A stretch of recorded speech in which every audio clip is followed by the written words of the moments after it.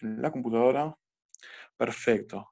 Bueno, entonces voy a hablar durante 10 minutos al principio para ponernos en contexto en dónde estamos con la materia y hacia dónde estamos yendo. En la clase anterior, o sea, en las clases desde que empezó la materia, empezamos a construir un lenguaje un poco más general para describir el movimiento de las masas, que hasta ahora son masas puntuales, y en las últimas clases hablamos de las leyes de Newton, que esencialmente es un procedimiento para el cual, si yo sé cómo cambian las aceleraciones de los cuerpos, no me manden los datos aunque estén inscritos, mándenmelos si no estén inscritos. Bueno, decía, eh, si sabemos cuáles son las aceleraciones de los cuerpos, podemos tratar de deducir qué fuerzas actúan, cómo es la dependencia de esas fuerzas en la posición de los cuerpos, y les comenté que, bueno, eso es precisamente lo que hizo Newton, como vamos a ver más adelante en la materia, con la fuerza de gravedad.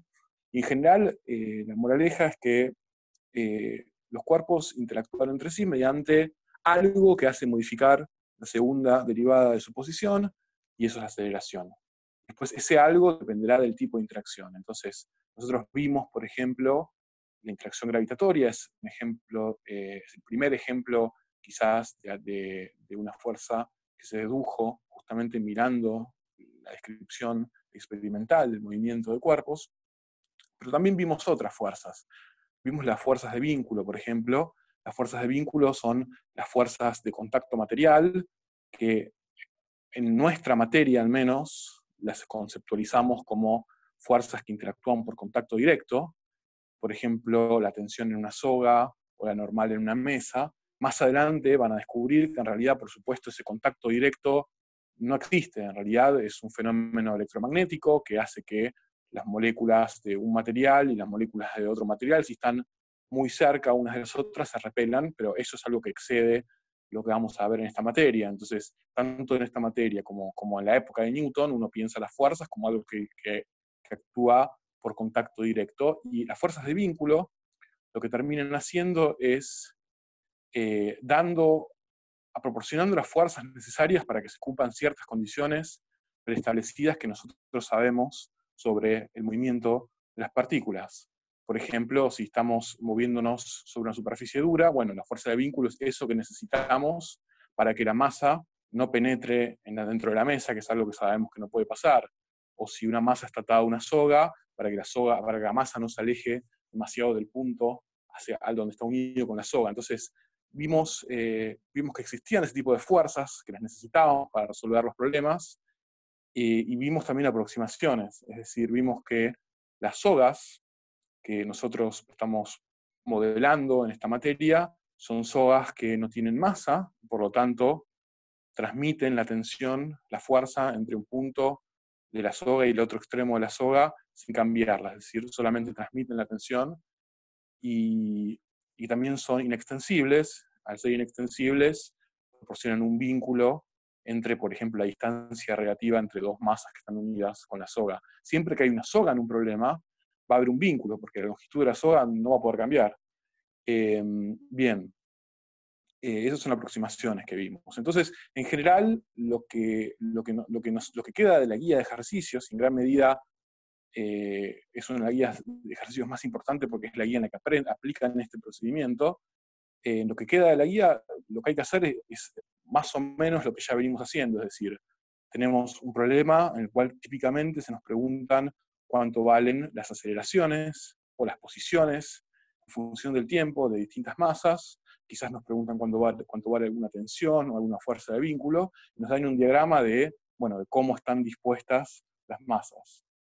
Entonces, nosotros cuando tenemos ese problema, si lo hacemos prolijamente, es decir, si empezamos poniendo un sistema de referencias que sea un sistema de referencias práctico. Ahora, en esta clase vamos a ver qué pasa cuando, por ejemplo, necesitamos poner un sistema de referencia que no sea cartesiano, pero hasta la clase anterior, esencialmente, hasta la clase anterior, poner el sistema de referencias, es decir, dónde está mi origen y dónde apuntan los versores. Yo prolijamente escribo entonces todas las fuerzas con el signo adecuado, sabiendo en dónde apunta mi versor X positivo y mi versor Y negativo. Entonces, las fuerzas yo las escribo para cada masa en el problema en un diagrama de cuerpo libre. Entonces yo escribo cuáles son las fuerzas que actúan, las descompongo si yo necesito saber cuáles son la componente en X y en Y, en mis versores, esas fuerzas, hago un poco de trigonometría, y finalmente llego a las ecuaciones. Planteo las ecuaciones surgen de fuerzas igual a masa por aceleración, siempre teniendo en cuenta que las fuerzas que aparecen en un objeto A por cuenta de un objeto B terminan apareciendo también en el objeto B hechas por el objeto A, es decir, la tercera ley de Newton. Y yo cuando escribo mis fuerzas, en general lo que termina pasando, y lo vimos varias veces en la clase anterior, es que yo tengo más incógnitas que ecuaciones, y eso pasa porque hay vínculos, voy a tomar un trago de coca, hay vínculos en el problema, es decir, que las coordenadas de las partículas, de las masas, no pueden valer lo que sea, sino que tienen que valer ciertas cosas, ciertas relaciones entre ellas, porque, por ejemplo, están unidas a sogas, o están engarzadas en alambres, etc. Entonces, no, tratan de evitar tomar dos sistemas de referencia distintos porque se van a hacer lío, digamos. A menos que haya alguna situación excepcional, yo evitaría tomar dos sistemas de referencia distintos porque después se tienen que preocupar por la consistencia de los dos sistemas de referencia distintos. ¿Está bien? Eh, Hay situaciones en las que quizás eso haya que hacerlo, pero van a ser situaciones en las cuales explícitamente les vamos a decir, bueno, miren, esta situación requiere tomar dos sistemas de referencia distintos. ¿Está bien? En general, de momento tratemos siempre de encontrar un sistema de referencia único donde podamos escribir todas las fuerzas y todas las posiciones respecto al mismo origen. Bueno, entonces, ¿qué iba a decir? Sí, entonces, antes de... si tengo un plano inclinado y un objeto que está derecho. Bueno, si vos escribís un sistema de referencia que esté inclinado respecto a otro sistema de referencia, en realidad no estás resolviendo, digamos, el problema, solamente estás pateándolo para más adelante, que es cuando te va a tocar relacionar los dos sistemas de referencia entre sí. Entonces, es difícil que haya situaciones que mágicamente se resuelvan metiendo un sistema de referencia, por ejemplo, inclinado y otro que esté derecho.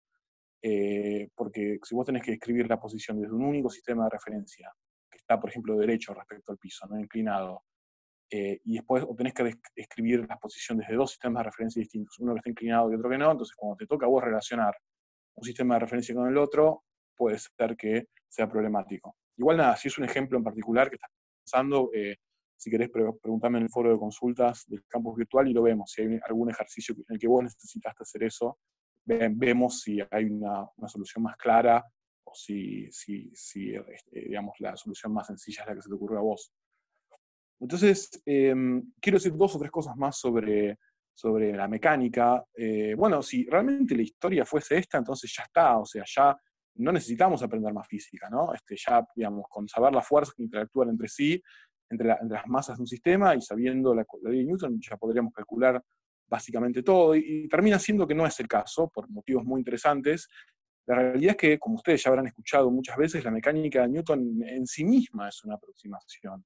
Es una aproximación cuando las velocidades son bajas, es decir, si yo tengo dos sistemas de referencia inerciales que se mueven a una velocidad baja entre sí, entonces yo puedo decir, bueno, vale la mecánica de Newton, vale el principio de relatividad de Galileo, vale que yo tengo las formas esas de la transformación de Galileo, y además que el tiempo en un sistema es el mismo que en otro sistema de referencia, pero eso vamos a ver en esta materia dentro de algunas clases que no es cierto, es decir, no es cierto por un motivo que es muy interesante, que es que yo hice mucho énfasis, y Galileo también lo hacía, ese énfasis en que su principio de relatividad se puede resumir en, si yo estoy en un sistema de referencia inercial, que es, que es un sistema de referencia inercial perfecto en relación a otro sistema de referencia inercial, por ejemplo, un barco que se mueve sin ningún tipo de rozamiento, sin ningún tipo de vaivén ni nada, yo no hay ningún experimento que pueda hacer usando las leyes de la mecánica que me permitan saber efectivamente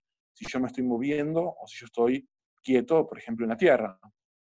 Entonces, y eso está bien, digamos, esa intuición de Galileo está bien, y eso no es el motivo por el cual la transformación de Galileo está mal, sino que en realidad la física no se acaba con la mecánica, es decir, Galileo no tenía forma de saberlo, pero en realidad hay otras fuerzas, interacciones y leyes de la física que podrían llegar a distinguir el sistema de referencia inercial de un sistema de referencia fijo en la Tierra, es decir, que es inercial respecto a él.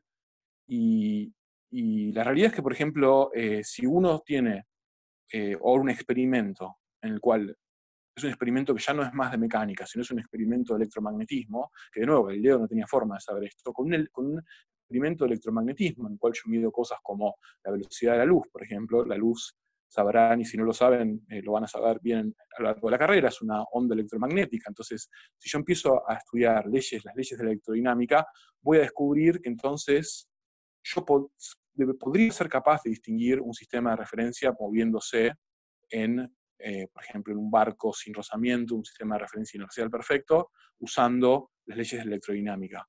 Entonces, si fuesen ciertas las transformaciones de Galileo, entonces, esto para mí es una de mis historias favoritas en la historia de la ciencia, que es que cuando se empezó a saber más sobre la electrodinámica, y de nuevo vamos a ver esto un poco en la materia, pero cuando se empezó a saber más sobre la electrodinámica, a mediados del siglo XIX, empezó a ser claro que o bien o bien la electrodinámica estaba mal, es decir, era una teoría que era errónea, que era una aproximación de otra teoría mejor, o bien la mecánica de Newton estaba mal. Una de las dos tenía que estar mal, por esto que acabo de decir, es decir, por el hecho de que la transformación de Galileo no era adecuada para describir la relatividad de las leyes de la electrodinámica. Uno puede hacer un experimento de electrodinámica para distinguir un sistema moviéndose en línea recta con movimiento constante digamos, y saber que uno está en ese sistema de referencia. Entonces, las dos no podían ser a la vez correctas, pero la gente subestima, hoy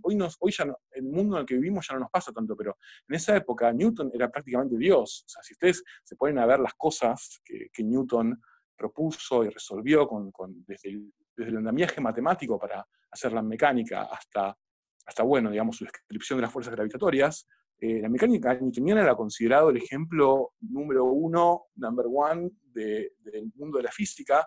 Entonces, por supuesto que una cantidad muy grande de físicos en realidad lo que pensaba era que la electrodinámica estaba mal. Es decir, que en realidad la electrodinámica tenía que ser modificada para ser consistente con la mecánica de Newton. Y no es la única persona, pero una de las pocas personas que se dio cuenta que era al revés, que era exactamente al revés la situación, fue Einstein, y Einstein se dio cuenta de que no, que en realidad lo que había que modificar era la mecánica de Newton, y eso fue esencialmente lo que lo llevó a formular la relatividad especial.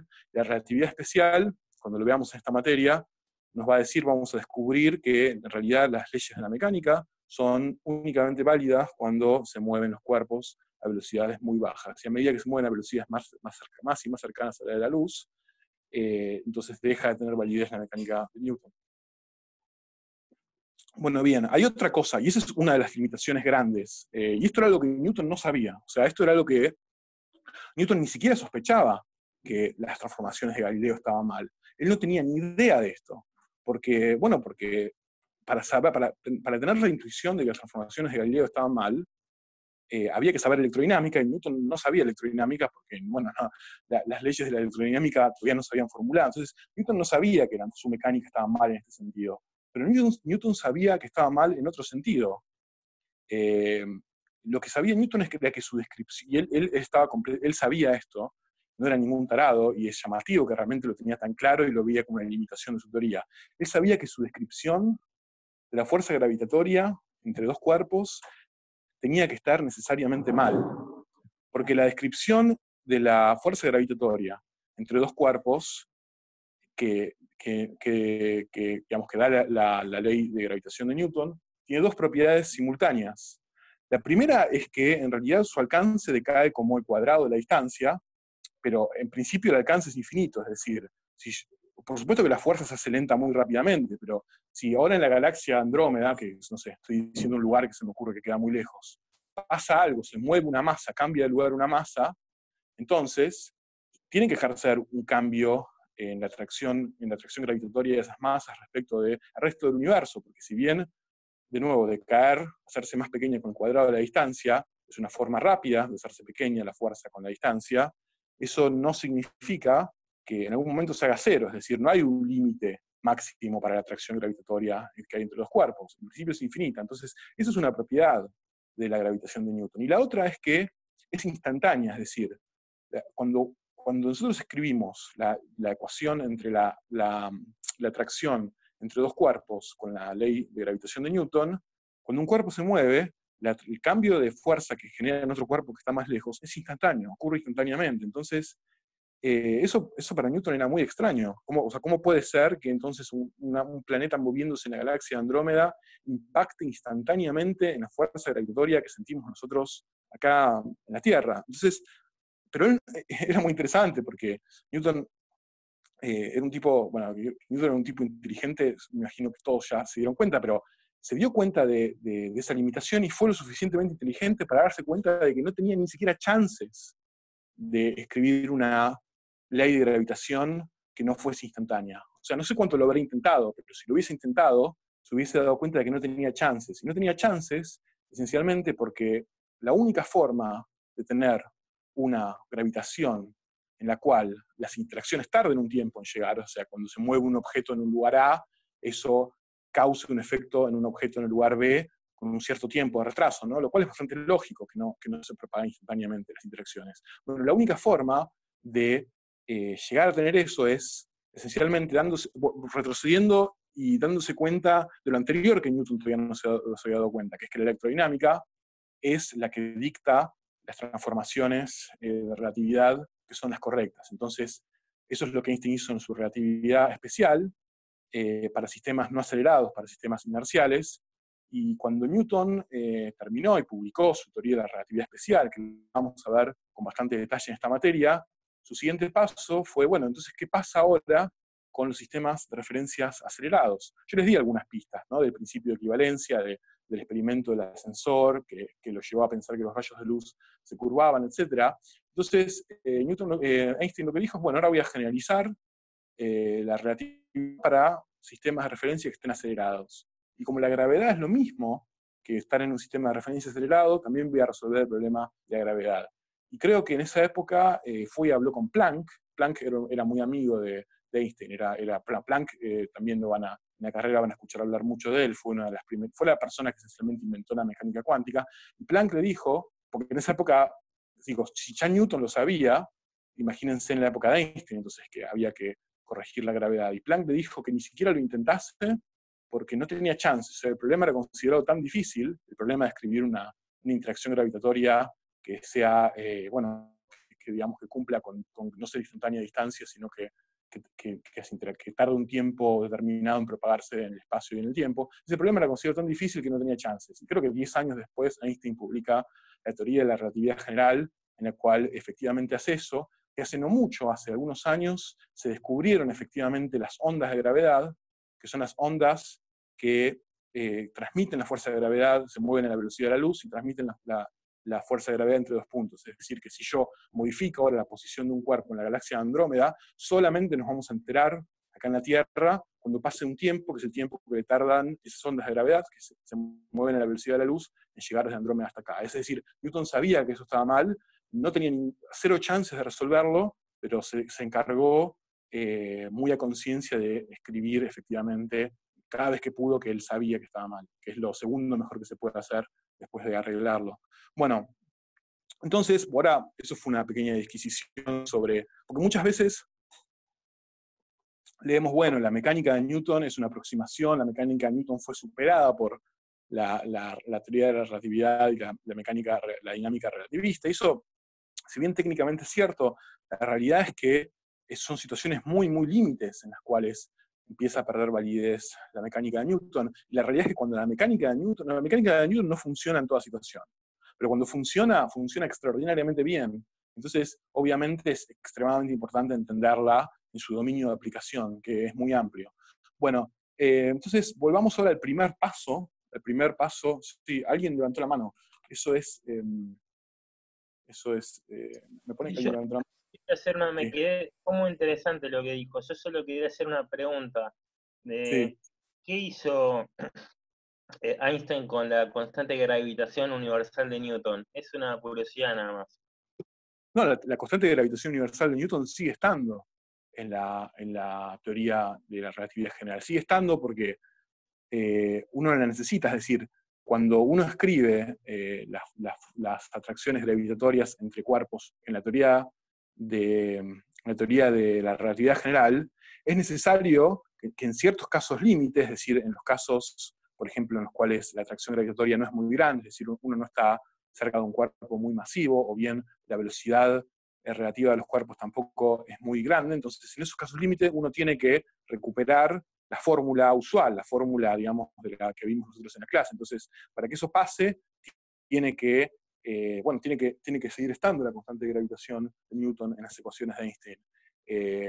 Obviamente, sin eso, digamos, no podría pasar. O sea, las teorías estas son teorías que se reducen unas a otras en casos límites, y eso es algo que también van a ver cuando vean mecánica cuántica. Cuando vean mecánica cuántica, no es que la mecánica cuántica superó a otras formas de tratar las ecuaciones que rigen la materia, sino que son ecuaciones que en ciertos casos límites, digamos que siempre en caso límite terminan dándonos la descripción que nosotros conocíamos de antes. Porque si no, digamos, estaría mal. O sea, nosotros sabemos que funciona muy bien la teoría de la gravitación de Newton. Digo, la humanidad mandó gente a la Luna, apuntan un cañón hacia una coordenada del cielo, lo apretan un botón, sale volando una persona y termina cayendo exactamente en el lugar en el que las ecuaciones predijeron, digamos. Eso es algo muy llamativo. Entonces, es necesario, digamos, que se reduzcan las ecuaciones de Einstein en las de Newton, y para eso la constante de gravitación universal sigue estando en las ecuaciones.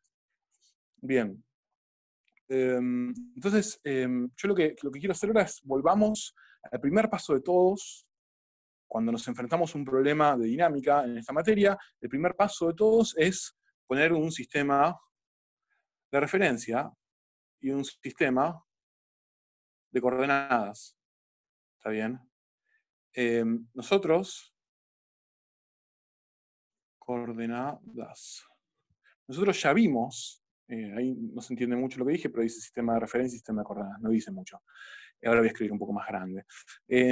Lo que nosotros vimos es que ese es el primer paso por excelencia, digamos. Sin hacer eso bien, nos arriesgamos a que todo lo demás esté mal. Ahora, nosotros escribimos hasta ahora el movimiento en sistemas de referencias cartesianas, en la última parte de la materia, cuando vimos dinámica, pero en realidad podría haber situaciones en las cuales no sea la mejor manera de hacerlo. Es decir, supónganse que yo tengo mis dos ejes cartesianos, ortogonales, y yo tengo una partícula que yo sé que se está moviendo así, ¿no? Que se está moviendo, tiene un movimiento que es, por ejemplo, circular o cercano a ser circular alrededor del punto. Entonces, si esta es mi masa, y yo ya sé que el movimiento va a estar confinado a ser circular. Por ejemplo, yo lo sé si sé que la masa está confinada a un alambre que ya es circular, o bien yo también lo sé si está unido, por ejemplo, con una soga al origen. Ahí el movimiento va a ser circular. Entonces, si yo ya sé eso, ya sé que existe un vínculo que me hace que el movimiento sea circular, entonces sería tonto ponerse a escribir el sistema de coordenadas, escribir el movimiento y las fuerzas en un sistema de coordenadas cartesiano, digamos. En general, lo que me va a convenir hacer a mí va a ser, bueno, decir, yo tengo entonces un versor R, ortogonal a ese versor, tengo un versor θ. Entonces, en general, una fuerza que actúa sobre esa masa va a tener una componente en R versor, más una componente en θ, que es θ versor. ¿Está bien? Esto será, dependiendo de cuál es el problema, tendré que hacer un poco de trigonometría para encontrar quiénes son FR y quién es Fθ. Ahora, si ustedes se acuerdan, en una última de las clases de cinemática, nos pusimos a derivar, y fue medio un choclo, pero llegamos a la expresión de la aceleración de un cuerpo en coordenadas polares. Es decir, la segunda ley de Newton, entonces, nos dice que esto que está acá va a ser igual a la masa del cuerpo por la aceleración en R versor, que le llamo R, más la masa del cuerpo por la aceleración en θ versor, que le llamo A sub θ. Bueno, me está haciendo una pregunta muy buena, Magalí, que si en algún momento la masa se sale de esa trayectoria circular, conviene usar coordenadas polares o cartesianas. Bueno, eso depende de cómo se salga. Es decir, si por ejemplo se sale de esa trayectoria porque, por ejemplo, el radio R empieza a aumentar cada vez más, es decir, yo tengo un movimiento que en el versor θ se mueve con velocidad constante, por decir algo, pero en el versor R empieza a aumentar o disminuir el radio, entonces lo que yo voy a tener es un movimiento que va a ser una espiral, es decir, en θ se va a seguir moviendo, pero se va a alejar cada vez más del origen. Entonces, en esta situación, no parece que tenga demasiado sentido pasarlo a cartesianas, porque yo me salí de un movimiento circular, pero el movimiento en el que estoy sigue preservando la simetría según la cual el movimiento en θ, la velocidad en θ es constante, por ejemplo, entonces si bien R cambia, no se me complican mucho las ecuaciones para escribir una espiral. Ahora, si yo tengo, por ejemplo, un movimiento que es así, ¿no? Tengo un cuerpo moviéndose en un círculo, y me dicen que el momento en que llega arriba se engarza en un riel que es recto, bueno, ahí quizás convenga pasar un sistema de coordenadas que sea así, X e Y. ¿Está bien? Entonces, la respuesta es que si en un momento cambian los vínculos, entonces quizás cambien también los sistemas de coordenadas que yo necesito para describir la manera más sencilla del movimiento, pero eso depende de la forma en que cambien los vínculos, no hay una respuesta universal. ¿Se entiende más o menos cuál es la respuesta? Bien. Entonces, yo lo que estaba diciendo es, bueno, entonces la fuerza, que escrita en polares es así, es la masa por la aceleración, entonces yo puedo ahora escribir quién es esto, usando lo que habíamos encontrado en la última clase de cinemática. Yo nunca me acuerdo esto de memoria, es decir, me acuerdo de algunos términos, porque sé qué pasa cuando R punto es 0, pero nunca, o sea, no es algo que yo particularmente tenga ganas de acordarme de memoria, pero no importa porque ustedes tampoco lo van a acordarse de memoria, entonces la fuerza la voy a poder escribir, la ecuación de Newton, perdón, la voy a poder escribir en dos ecuaciones distintas. Una para R, sí, o sea, ustedes son dueños y señores de su sistema de coordenadas, lo pueden cambiar sin en algún momento, o sea, en general, de nuevo, a menos que cambien los vínculos, es decir, cambie, por ejemplo, los vínculos, no sé, que de golpe la barra, una partícula pase a tener que transitar necesariamente por otra trayectoria, eso depende del problema, pero si los vínculos cambian, puede ser que haya que cambiar el sistema de referencias. Lo que sí tienen que tener cuidado, entonces, es, bueno, por ejemplo, a ver, hay que trabajar ordenadamente, es decir, si la masa, si eso es una masa, por ejemplo, en este ejercicio que acabo de inventar, ¿no? Que decir, viene moviendo en este círculo, ¿está bien? Y entonces me dicen, cuando llega acá arriba, se mete en un riel horizontal, bueno, entonces yo lo que tengo que tener cuidado de hacer es, en este punto, yo tenía antes la descripción de la velocidad y la aceleración de la partícula en polares, entonces me tengo que ocupar ahora en este punto, traducirla a cómo va a ser esa aceleración y esa velocidad en cartesianas, porque ahora mi sistema pasó cartesianas, y eso lo tengo que hacer bien, es decir, se entiende lo que digo, si yo me equivoco ahí, entonces, digamos, cuando empiezo a escribir movimiento en el nuevo sistema de coordenadas, ya lo empiezo a escribir mal. ¿Está bien? Conservación de la energía, alguien menciona conservación de la energía, no vimos conservación de la energía en la materia todavía. Eso es algo que debería llamarles la atención, es decir, en esta clase y en la guía en particular de dinámica estamos resolviendo ejercicios que son bastante más complicados que los ejercicios que resolvíamos, por ejemplo, en el CBC, sin tener todavía todas las herramientas disponibles, que son todavía no hablamos ni de energía, ni de momento angular, digamos, no hablamos de teoremas de conservación, de movimiento, de cantidades de movimiento. Entonces, y ganamos esa generalidad, no siempre por lo mismo, por describir el movimiento de sistemas de coordenadas un poco más generales, por trabajar con integrales y con derivadas, y por introducir el concepto de vínculo y de fuerza de vínculo entre las masas. Cuando empecemos a hablar de energía, vamos a poder resolver todavía mucho más. Bueno, bien, entonces, entonces esta ecuación básicamente es una ecuación en R versor y una ecuación en θ versor. En R versor es FR es igual a la masa, y acá voy a poner lo que me dio cuando hice la cuenta, cuánto era la aceleración en polares.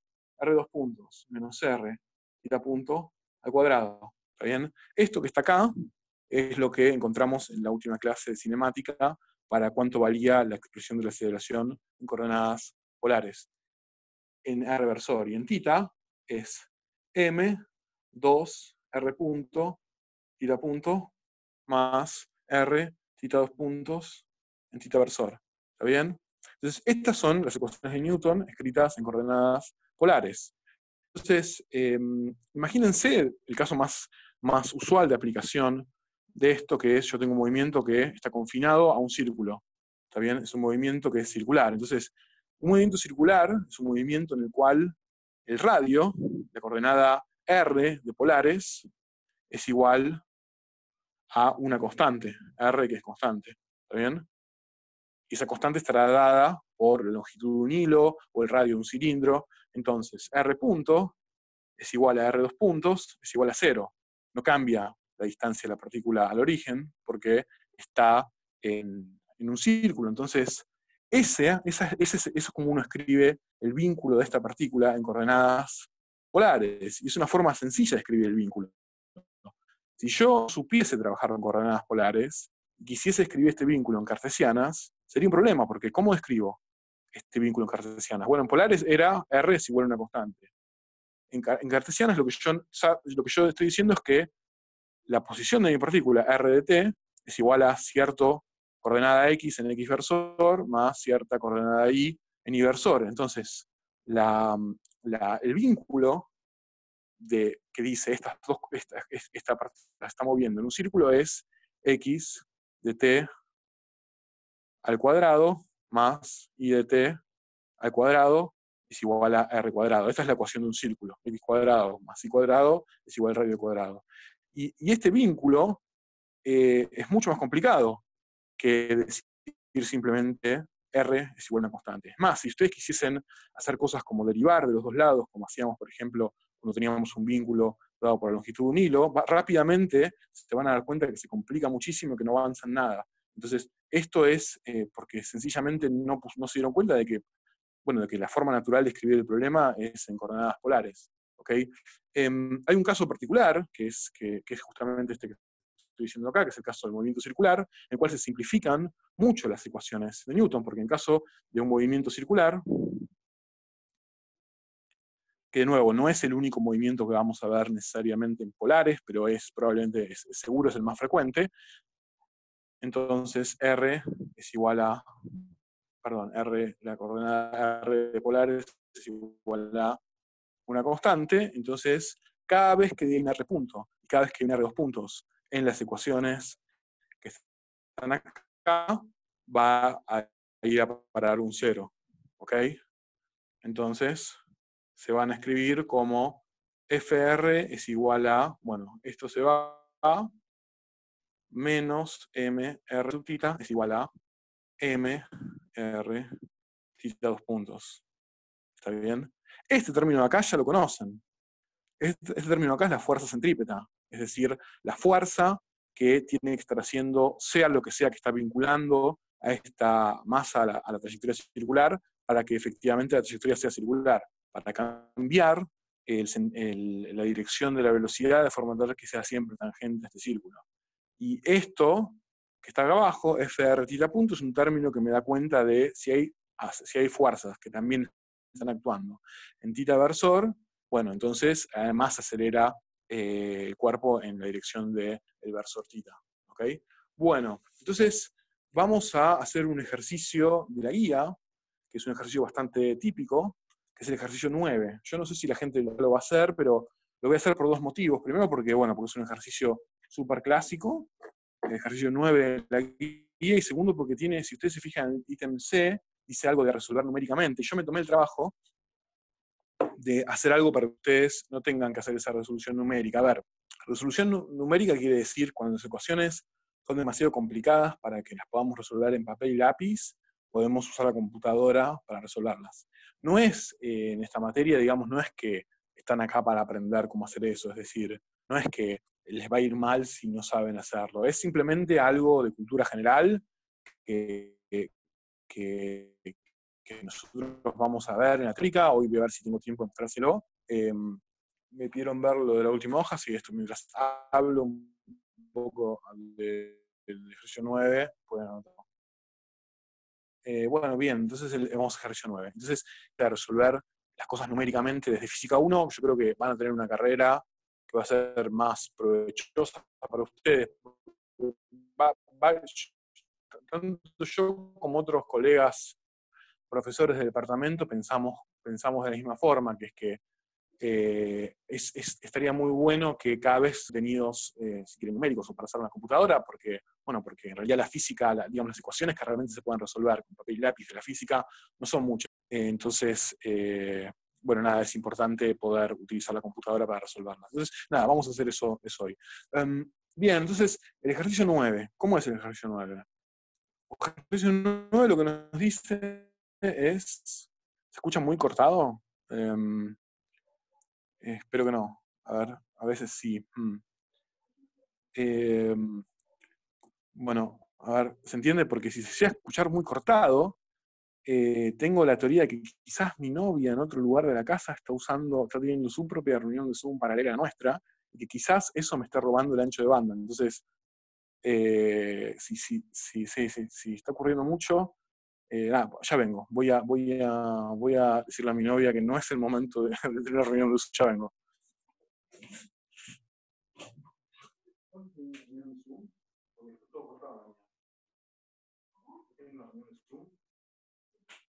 La mía está cortada, chicos, no pueden.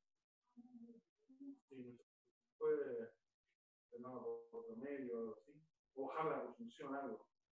No me están escuchando. Si no, ponete sin video.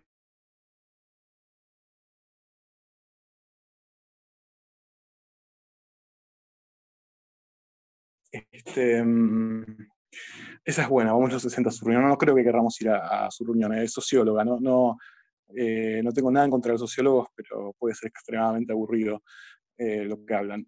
Pero bueno, que no lo escuche. No, ahora le sacó el video, porque igual no necesitan, ¿sí? ¿No? Ese que dijo no entendí todo. Bueno, entonces, ejercicio 9. Si se escucha mejor, si se vuelve a escuchar peor, vuelvo a decirle. Entonces, el ejercicio 9 lo que nos dice es, bueno, tenemos esta cosa que si yo la pudiese dibujar bien sería un semicírculo. Entonces, en ese semicírculo tenemos a tiempo cero apoyado, digamos, a lo largo digamos, el punto de máxima altura del semicírculo, una masa m hasta igual 0. Tenemos que actúa la gravedad, g, ¿ok?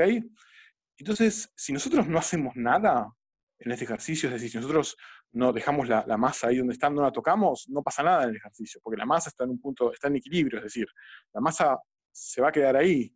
Ahora, esto es lo que se llama un punto de equilibrio inestable. Quiere decir que si yo toco un poco la masa se me va y se me empieza a alejar. Entonces, lo que dice el problema es, bueno, imagínense que la desplazan un ángulo muy pequeño en la dirección derecha, de forma tal que la masa empieza a deslizar por la superficie. ¿Está bien?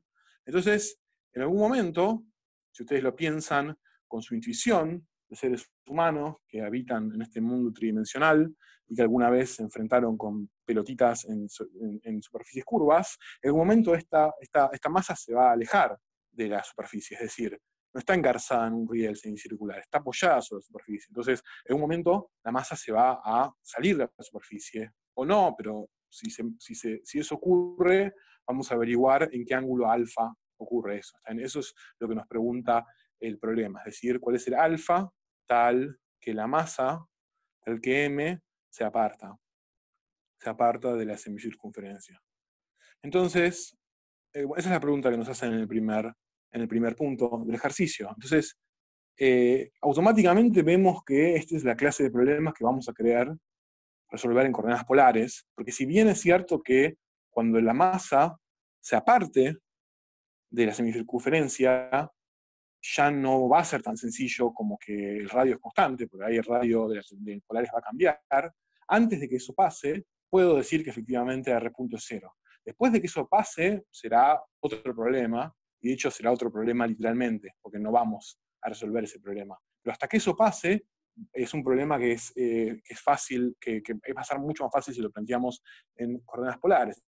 Entonces, nuestro sistema de coordenadas va a ser el sistema de coordenadas puesto en polares. Fíjense una cosa, porque esto puede ser un motivo de confusión importante. El ángulo de polares, que yo siempre escribo en polares, no es alfa.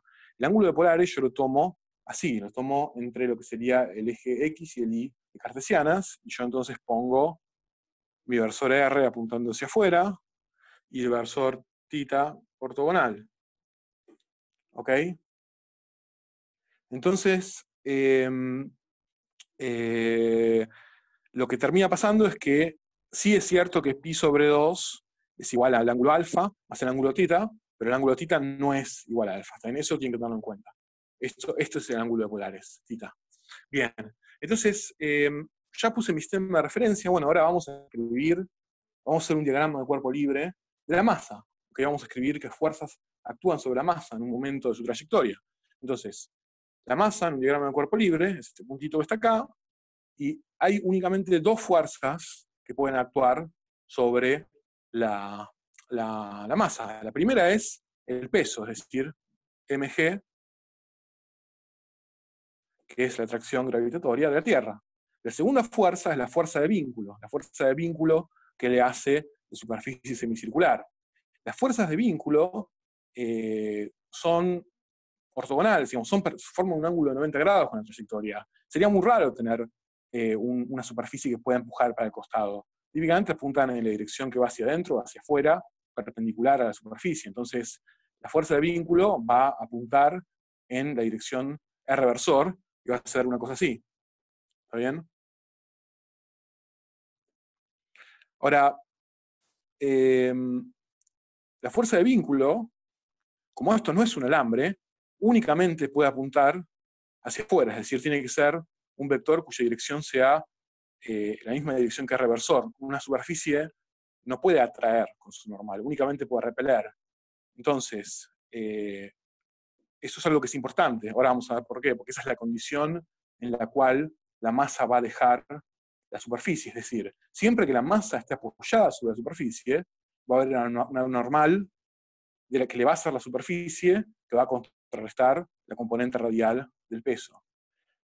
A medida que, vamos a ver, digamos, cuando planteamos la resolución del ejercicio, que a medida que la partícula va deslizando, se va haciendo más y más débil la fuerza normal, y en un determinado momento la fuerza normal llega a ser cero, es decir, en ese momento ya no le está haciendo ninguna fuerza la mesa, a la superficie, a la partícula. Entonces, en ese momento hay como una bifurcación en lo que puede pasar. Si la masa estuviese puesta en un alambre, entonces el alambre empezaría ahora a ejercer una normal, pero con el sentido inverso, hacia adentro. Pero como no está en un alambre, entonces lo que va a pasar es simplemente la fuerza normal ya no puede dar la fuerza, ya no puede ser la fuerza que necesitamos para vincular la trayectoria de la partícula al semicírculo, entonces la partícula va a abandonar el semicírculo. ¿Está bien? Cuando ya no esté más apoyada sobre, o sea, en el momento exacto en el cual empieza a dejar de estar apoyada sobre el semicírculo, en ese momento la fuerza normal vale cero, y después se va a alejar simplemente porque la fuerza normal no puede valer negativo. ¿Está bien? Bueno, eso lo vamos a ver en un momento. Ahora descompongamos la fuerza peso en los dos versores de polares, es decir, la fuerza peso, si ustedes se fijan, esto es un triángulo rectángulo, donde este ángulo de acá es alfa.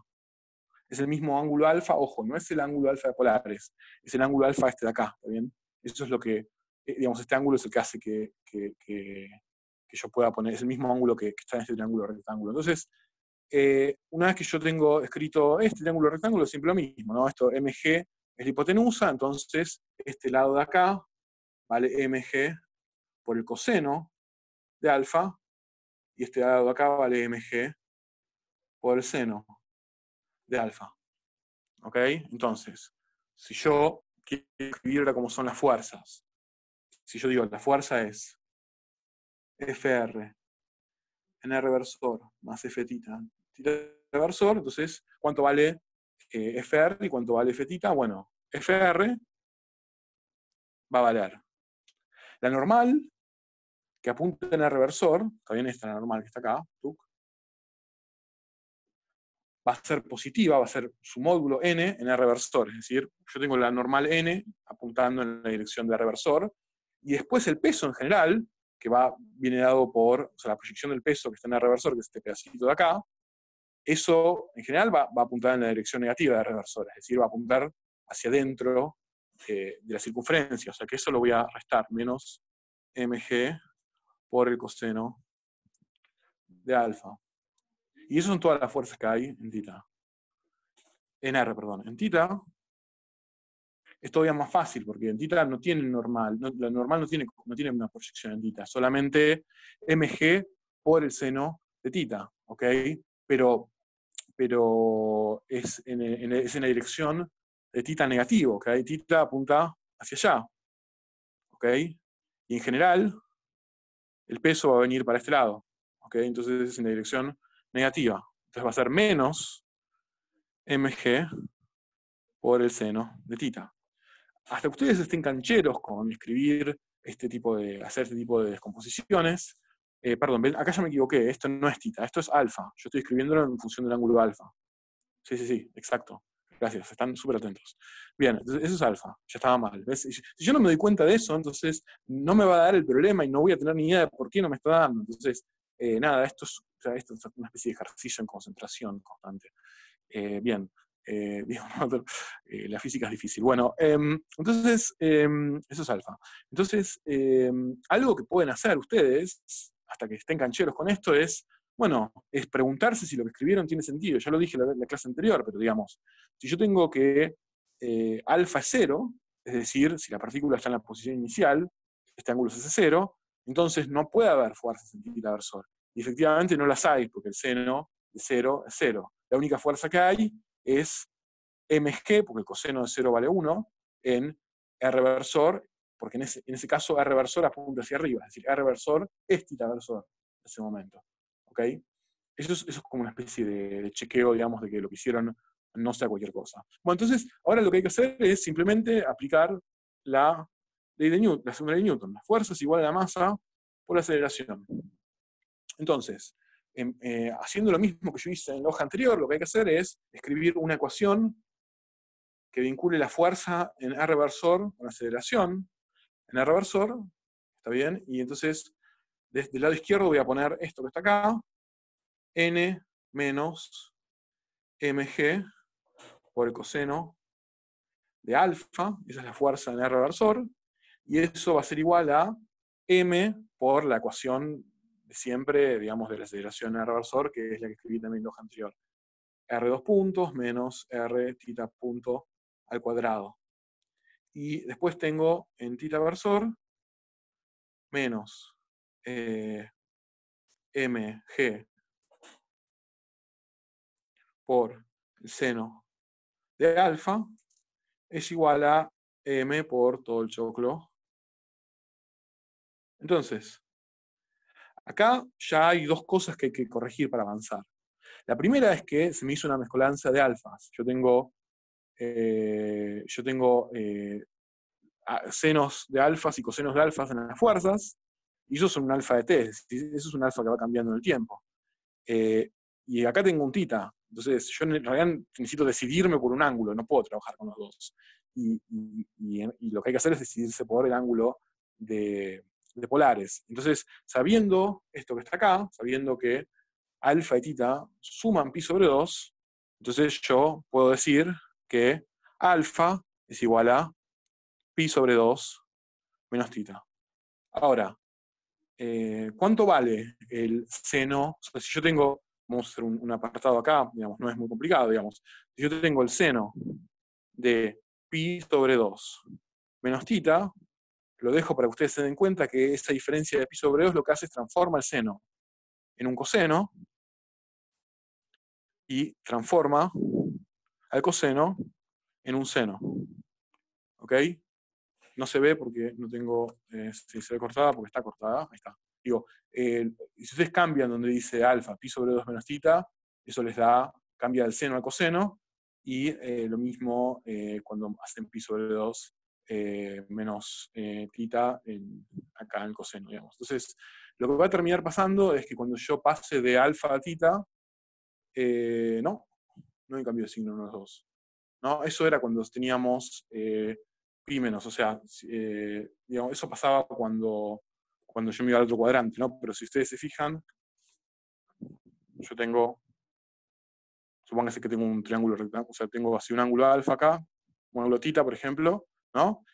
Y tengo este triángulo rectángulo acá, entonces yo hago coseno de tita, es este lado sobre este, y seno de tita es este lado sobre este. Ahora, esto que está acá es pi sobre 2 menos tita. Entonces, cuando yo hago el coseno de este ángulo, ¿está bien? Pasa a ser el opuesto, que es este pedazo de acá, que antes era el adyacente. Y cuando yo hago el seno el coseno de esto, me da el adyacente, que antes era el opuesto. ¿Está bien? ¿Lo dije mal? ¿Están dudando? Ok. Bueno, igual si me equivoqué, si me equivoqué, si me equivoqué en la trigonometría, en algún momento vamos a tener algo que no tiene sentido, y nuestro desafío es darnos cuenta que. Bueno, entonces, eso es la primera observación. La segunda observación es que al menos hasta que la partícula deje la circunferencia, hasta que ocurra eso, R punto es igual a 0, y R punto punto es igual a 0, y R lo voy a escribir como R grande, que es una constante. ¿Está bien? Eso no va a valer siempre en el movimiento, pero va a valer al menos hasta el momento en el cual se deje la circunferencia. ¿Está bien? Que justamente ese momento es el que me están preguntando. Entonces, estas ecuaciones yo las puedo escribir como, las voy a volver a escribir en R versor y en θ versor, es n menos mg por el seno de θ. Esto va a ser igual a, bueno, el R dos puntos se me va a ir y me va a quedar menos m r θ punto cuadrado. Y después me va a quedar menos mg coseno de θ, y de esta ecuación me va a quedar mr por θ dos puntos. ¿Está bien? Porque todos los términos que estaban derivados de R hasta ese momento se van a... sí, exacto. Bueno, hay muchas formas de visualizarlo. Una forma muy útil es, bueno, para mí al menos es con los triángulos rectángulos, pero... O sea, acordarse identidades trigonométricas es como acordarse de teléfonos hoy en día, ¿no? ¿Quién se acuerda de un teléfono, digamos? Esas cosas las deduce uno más o menos cuando las necesita, al menos es lo que hago yo, digamos. Porque si no es un camino de ir a acordarse de identidades trigonométricas, no sé, hay 80 millones y todas son lo mismo. Bueno, entonces estas ecuaciones que están acá son las ecuaciones que yo debería resolver para saber cómo va a ser la trayectoria de mi masa en este movimiento. Ahora, el problema de estas ecuaciones es que no parecen muy fáciles de resolver. Es decir, acá tenemos en una ecuación el seno de θ y en la otra ecuación θ punto cuadrado. Entonces, y la otra tenemos el coseno de θ y θ dos puntos. Estas son ecuaciones diferenciales. Lo que nos dice, por ejemplo, la primera ecuación es, si la quisiésemos resolver, encontrar de mediante, bueno, dame una función θ, que cuando yo la derivo respecto al tiempo, la elevo al cuadrado, la multiplico por menos m por r, eso me da n, que de hecho todavía ni siquiera sé quién es, menos mg por el seno de esa función. Es decir, estas son ecuaciones que, si ustedes las intentan resolver, de la misma forma que resolvieron otras ecuaciones en su vida, van a fracasar.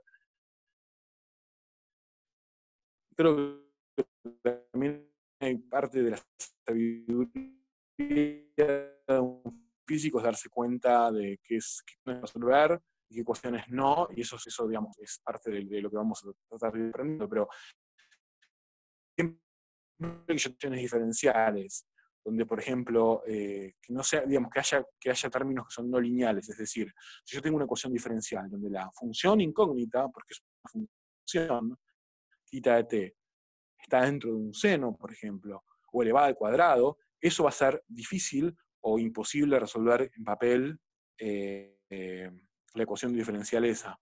En cambio, si yo tengo cosas que son... Ya está, perfecto. Sí, se me fue durante un toque la...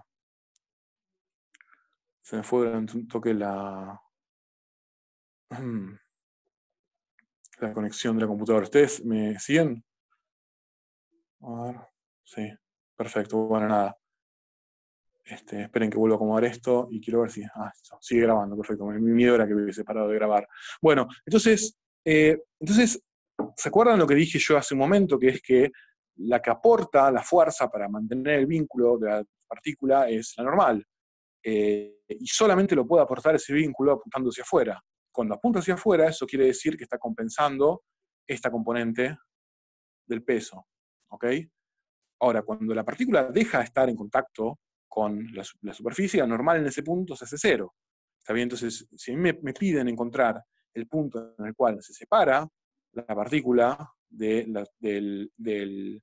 la superficie semicircular, eso es otra forma de decir, decime para qué ángulo alfa o para qué ángulo θ, porque los dos se relacionan entre sí sumando pi sobre 2, para qué ángulo la normal se hace 0. Entonces, lo que voy a hacer es empezar el problema despejando quién es la normal. La normal la puedo despejar de la primera ecuación. Es decir, la normal, si ustedes van a la primera ecuación que yo escribí recién, es igual a mg por el seno de θ menos mr θ punto al cuadrado. ¿Okay? Eso es lo que yo obtengo despejando la normal. Y eso solamente va a poder ser mayor o igual a 0 porque la fuerza de vínculo es la normal de una superficie. Y solamente apunta en la dirección hacia afuera de la superficie. ¿Está bien? Bueno, entonces yo tengo, digamos, esta ecuación para la normal. Entonces, la pregunta es, bueno, ¿cómo puedo saber yo en qué momento de la trayectoria esto se va a hacer 0? Entonces, para eso vamos ahora un momento. La partícula se sale de la trayectoria porque la normal tendría que apuntar hacia adentro para mantenerla, pero la normal no puede apuntar hacia adentro, porque es como tener una mesa que atrae, digamos, que chupa hacia los objetos hacia adentro. En realidad, la normal siempre va a apuntar hacia afuera. Entonces, el momento en el cual la normal tenga que ser negativa para que la partícula siga en la trayectoria, y eso es esencialmente porque la velocidad angular, fíjense, piénsenlo de esta forma, la velocidad angular de la partícula se va haciendo cada vez más grande a medida que cae, ¿no? Ustedes se imaginan una partícula acelerada, rodando, cayendo en la superficie semicircular, entonces la velocidad angular es cada vez mayor. Entonces, si la velocidad angular cada vez es mayor, entonces la fuerza centrípeta es la que va como el cuadrado es mr por el cuadrado de la velocidad angular, la fuerza centrípeta tiene que ser cada vez mayor.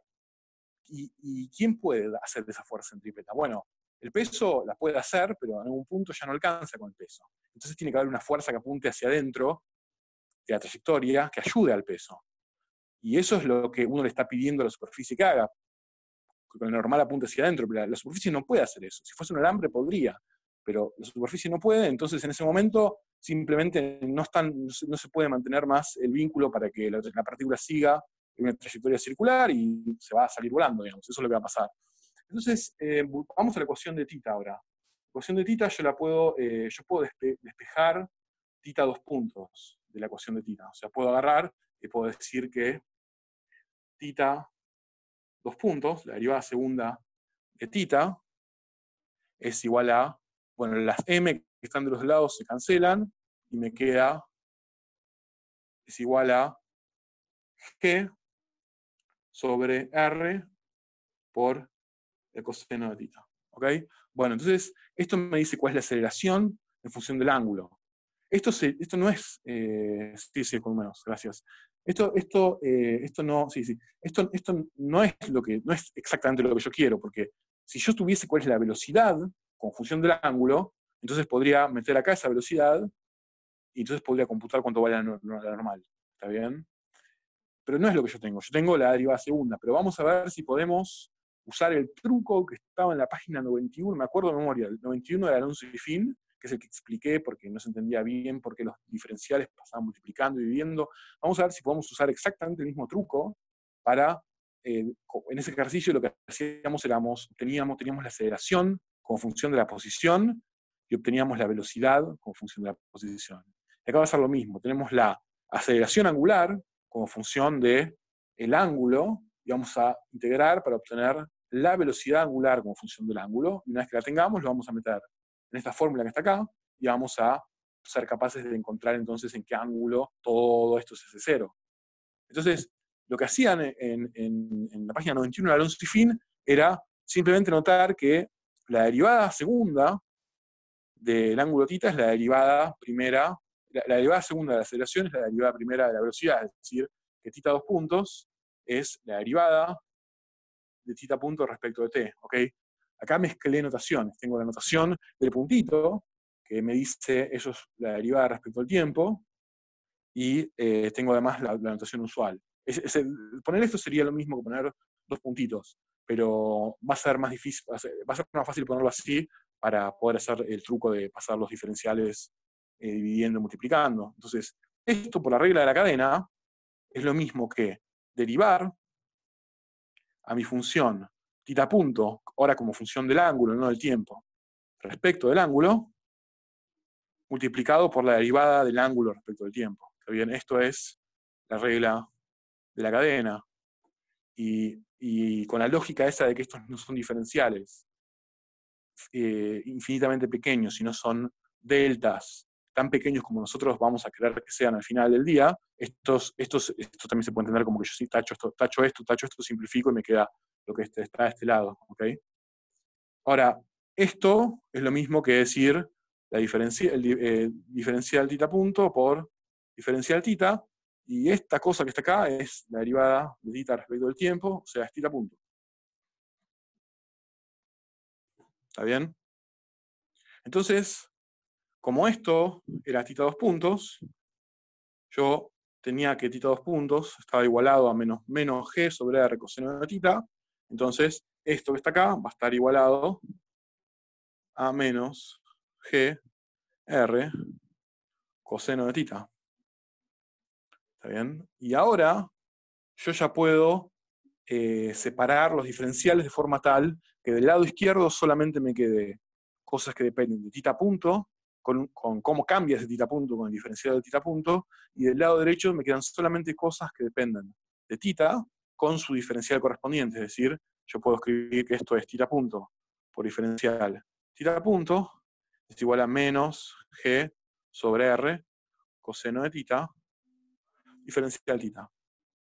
Y entonces, lo que hacíamos acá era integrar de los dos lados de la ecuación, del lado izquierdo respecto a tita punto, del lado derecho respecto a tita, y acá poníamos los límites de integración, donde este era el límite de integración correspondía a tita punto en el momento cero, lo que lo voy a llamar tita punto de cero. Este límite de integración correspondía a tita en el momento cero, tita de cero. Y los extremos eran hasta donde yo quiero llevar la integral, es decir, hasta un momento, hasta un tita punto y un tita arbitrario. Entonces, los límites de la integral, los límites inferiores de las integrales, yo sé cuáles son porque conozco las condiciones iniciales del problema. Me dicen que la partícula empezó a deslizar apartándola a penitas de la vertical y sin impartirle una velocidad inicial. Es decir, que su velocidad inicial angular era 0. O sea que esto que está acá vale 0.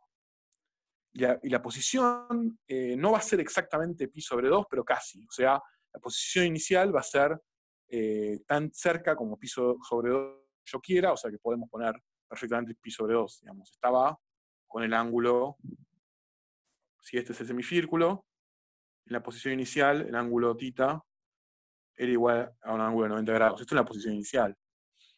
Entonces, del lado izquierdo tengo que integrar la función tita punto, que es respecto, digamos, al diferencial tita punto. Es decir, necesito una función que cuando la derivo respecto a tita punto, me dé tita punto. Entonces, esto es el cuadrado de tita punto dividido 2.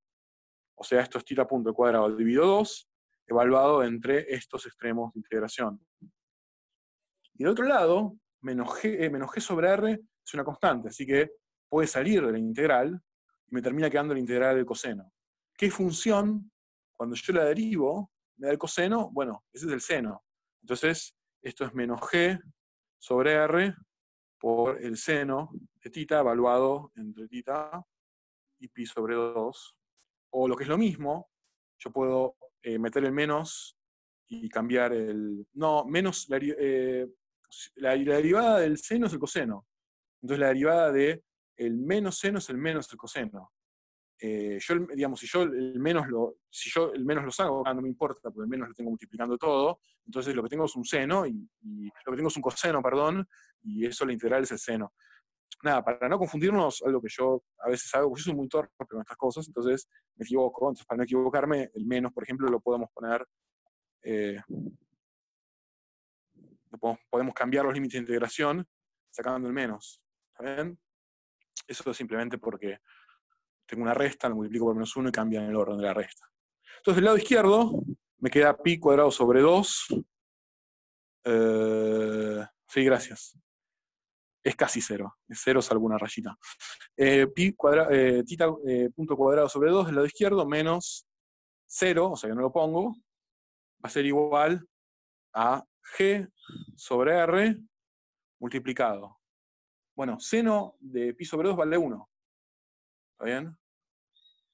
O sea, va a ser 1 menos el seno de tita, que queda así como está.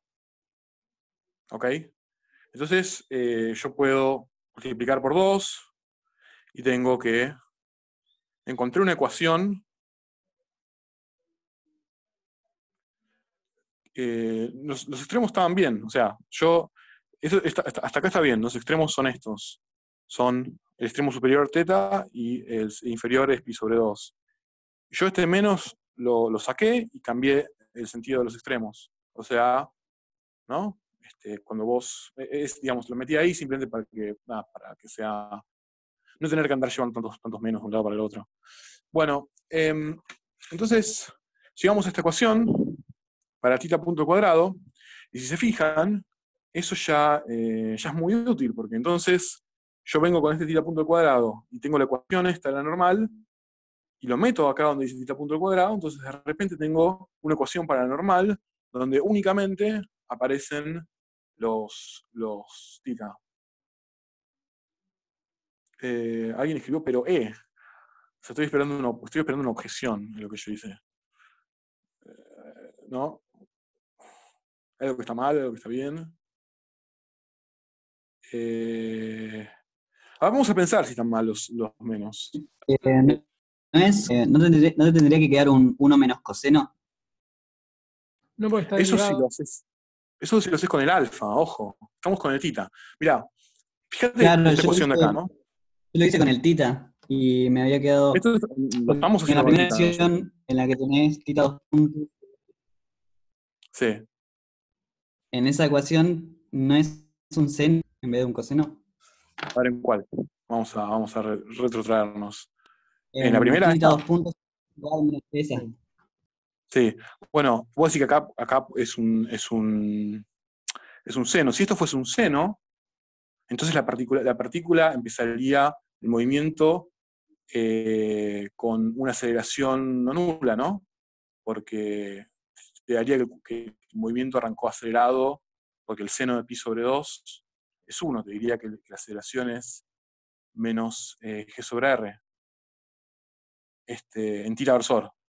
O sea, la forma más fácil de ver, porque a ver, suponete que vos llegas acá, si vos hubieses puesto el coseno, hubiese puesto un seno en vez de un coseno, acá te hubiese quedado un coseno, ¿verdad?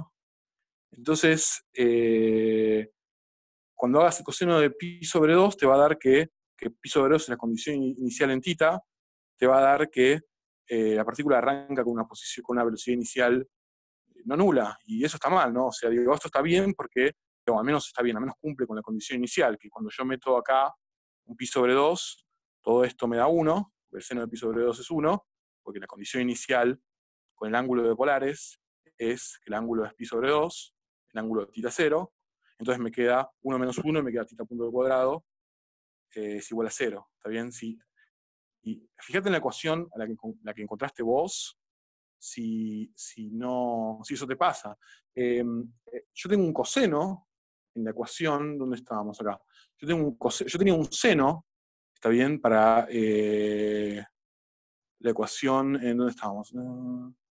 Seno de tita. Fíjense que yo tenía un coseno para la ecuación, ¿dónde está? ¿No? Porque quiero decir exactamente cómo lo escribí. Acá. Voy a buscar la hoja correspondiente. Yo tenía esto para la ecuación claro, yo tenía esto para la ecuación en tita versor, y era un seno de alfa.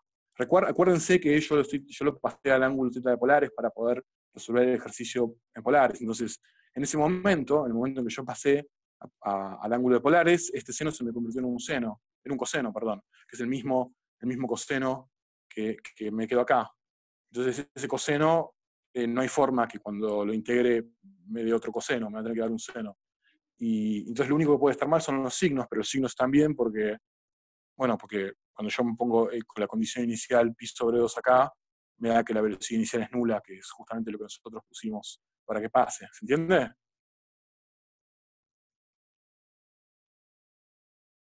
Perfecto. Estas cosas marean, y yo creo que está, o sea, a ver, te ponen el ángulo alfa, ese ángulo alfa en particular, obviamente con toda la intención de marearte.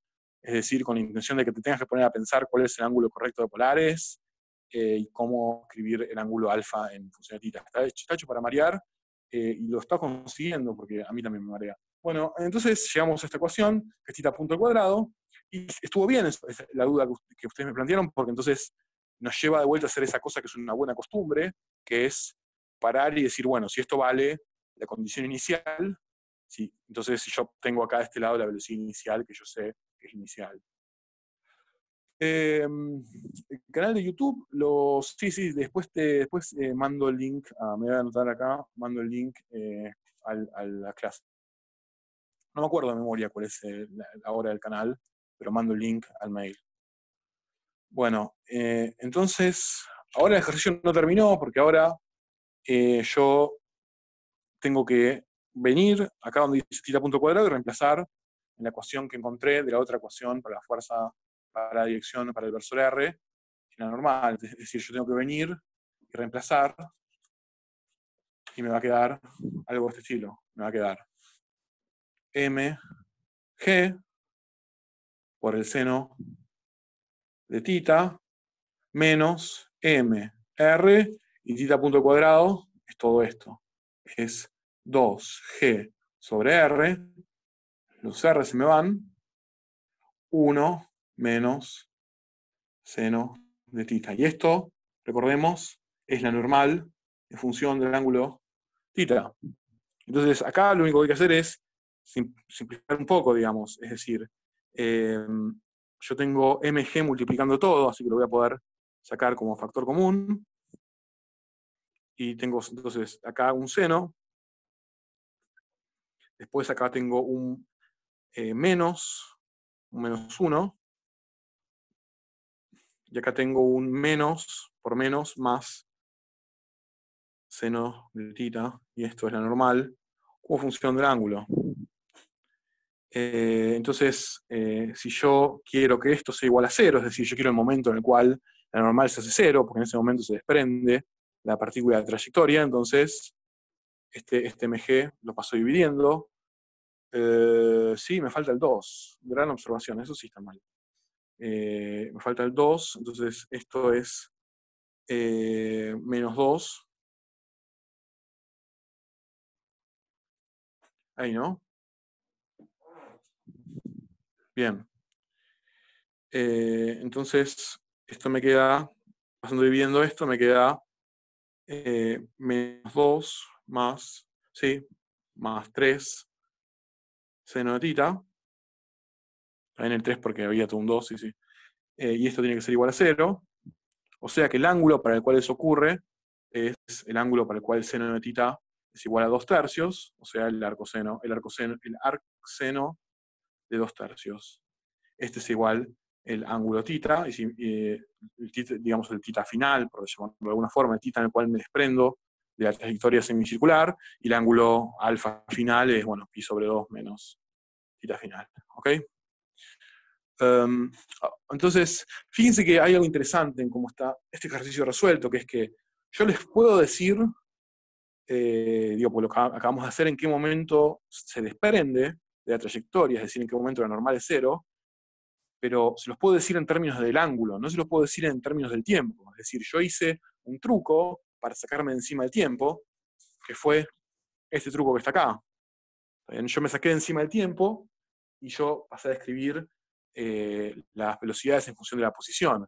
Esto no es otra cosa que el truco que uno usa cuando uno plantea la definición de energía cinética, que es velocidad al cuadrado sobre 2, y cuando uno integra las ecuaciones, hace lo que se llama la primera integral, las ecuaciones de movimiento, para sacarse de encima el tiempo y expresar las velocidades y las aceleraciones como función de la posición. Entonces, esto es un argumento de energía, digamos, de lo que vamos a ver más adelante en la materia, disfrazado. ¿Ustedes se acuerdan cuando resolvían antes en CBC, por ejemplo, problemas usando energía cinética y energía potencial, ustedes podían saber cosas como cuánto vale la altura del carrito en tal punto, en relación a la velocidad del carrito en tal punto, pero nunca sabían los tiempos. Los tiempos era información que habían perdido, ¿ok? Y eso es algo que es lo que sucede cuando uno hace la primera integral, las ecuaciones de movimiento, uno se saca encima el tiempo usando la regla de la cadena acá, y termina escribiendo, encontrando la velocidad en función de la posición, o la velocidad angular en función del ángulo. ¿Está bien? Bien. El siguiente punto del ejercicio nos dice, supónganse, en su CBC, si en tu CBC, o sea, hay dos opciones, a ver, porque acá me dicen que en su CBC no pasó eso. O bien en tu CBC no vieron energía y no vieron energía cinética y no vieron energía potencial, que lo dudo, o bien encontraron todo como función del tiempo, integraron completamente las ecuaciones de Newton para todo lo que vieron, que también lo dudo. Así que, ¿no había energías en SUA 21? ¿No vieron energía? Yo sí vi energía en CBC. No te puedo creer. Bueno, no sé qué decirles. Bienvenidos. Bueno, no, de verdad, me sorprende mucho. Igual en mi época, UA21, mi época, yo hice el CBC en el 2001. Tampoco es tan terrible, pero uno no podía dar UA21 por física por UA21. Así que nada, sí, eso es lo que pasa con UA21, uno no se acuerda nada. Bueno, sí, entonces, igual nada, en esta materia lo vamos a ver con todo el detalle que es necesario para esta altura de su vida. Entonces, el ítem siguiente, lo que les pregunta es, ahora supónganse que la partícula está engarzada en un alambre.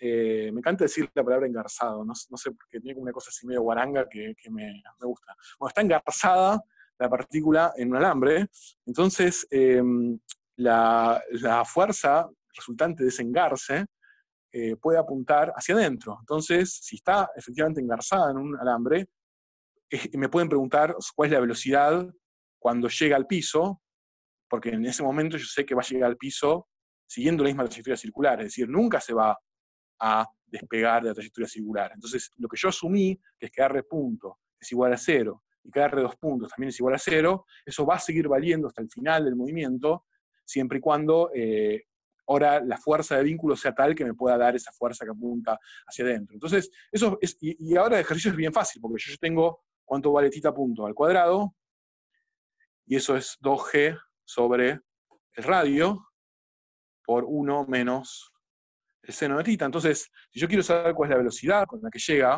lo único que tengo que hacer es, bueno, ¿cuánto vale esto cuando el ángulo es 0? Que es el ángulo que me corresponde a haber llegado al plano horizontal en polares. Y cuando yo meto el seno de 0, es 0. Entonces, θ punto al cuadrado es igual a 2G sobre R. Esto es la velocidad angular. Si yo quiero cuánto vale la velocidad lineal, lo que tengo que hacer es encontrar cuánto vale. Sí, como no. De vuelta a la hoja con las. No tengo ni idea de la cantidad de hojas que yo estoy manejando en este momento acá. No, esto no es. Estoy haciendo un. Por parte las uso de un solo lado. Mira acá, esta es la hoja que vos decís. Esta es la hoja en la cual está lo que hice con las derivadas integrales de θ punto. ¿Hay algo en particular que te haya quedado sin entender de esta cuenta? Si no, va a quedar grabado en YouTube y puedes pausar y contemplarla infinitamente, esta hoja. Es más, lo voy a poner bien adentro como para que ya les quede. ¿Ok? Bueno, si hay alguna pregunta, de vuelta, consúltenme, aprovechen y consulten en el campus virtual. Bueno, decía que podemos llegar a esto, θ punto al cuadrado es igual a 2G sobre R. Esta no es la velocidad lineal. Para la velocidad lineal, en realidad, yo lo que querría saber es cuánto vale esto multiplicado por el radio, ¿no? Entonces, lo único que tienen que hacer es multiplicar por el radio, y les va a quedar todo, entonces, que la velocidad del módulo va a ser la raíz cuadrada de 2G por R, ¿está bien? Y esta es la velocidad final cuando llega al piso. Si está unida al alambre, si no, es otro problema. Bueno, y finalmente, y para esto, para terminar, lo que les dice el último ítem es cuánto vale cuánto tiempo tarda la partícula en llegar en el alambre, es decir, si está unida al alambre, cuánto tiempo tarda en llegar al horizontal, es decir, cuánto tiempo tarda en ser, o sea, lo que nos preguntan es, en el último ítem, creo que es el ítem C, el tiempo para que θ sea igual a 0, es decir, en qué tiempo llegó, sí, como no, la hoja anterior es esta que está acá. Decía, en el último ítem nos están preguntando entonces cuánto vale el tiempo en el cual la partícula finalmente llega al piso. ¿Está bien? Entonces, eso es algo que no lo vamos a poder resolver nosotros numéricamente, digamos, con papel y lápiz, porque para resolver esto hay que integrar las ecuaciones diferenciales que yo había escrito al principio. ¿Está bien? Lo que habría que hacer es agarrar e integrar estas ecuaciones diferenciales, digamos. O integrar ni siquiera todas, ¿no? Pero aunque sea una, que es la que me dice cuál es θ punto en función de t. ¿Ok? O sea, yo sé que θ punto, la derivada de θ respecto al tiempo, es igual a, paso la raíz, que nunca la había pasado, 2g sobre r por 1 menos seno de θ punto. Acá puse la dependencia en el tiempo, para que sea explícito y para que quede claro que lo que buscamos acá es una función que cuando la derivamos nos dé todo esto, pero con la misma función metida acá. ¿Está bien? Esto no es el tiempo, acá está la función. O sea, uno puede pensar, no sé, θ es igual a t cuadrado, por ejemplo. ¿Lo cumple? No, porque ustedes meten t cuadrado acá, lo derivan y no les queda esto que está acá en función t cuadrado. Y la realidad es que si ustedes quisiesen encontrar una función θ, para que cuando la derivan, meten todo esto en este choclo acá y les queda todo esto por 1 menos seno de esa misma función, no la van a poder encontrar con papel y lápiz. Entonces, lo que uno hace es una integración numérica, es decir, uno integra numéricamente las ecuaciones. ¿Ok? Entonces, lo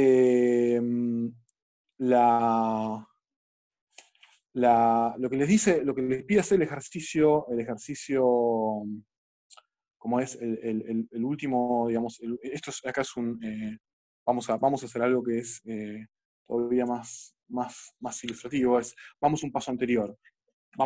Inclusive antes de integrar esta ecuación, vamos directamente a cómo eran las ecuaciones de Newton que yo había planteado, sin hacer ninguna cuenta todavía, que eran menos n, mg, seno de θ, esto me quedaba menos m, r, θ punto al cuadrado, y me quedaba menos g, coseno de θ es igual a m, r, θ dos puntos. Entonces, esto es más fácil si lo enfocamos en esta ecuación. Esta ecuación también es una ecuación que si yo encontrase una función que la derivo dos veces, la multiplico por mr, me da menos g por el coseno de esa misma función.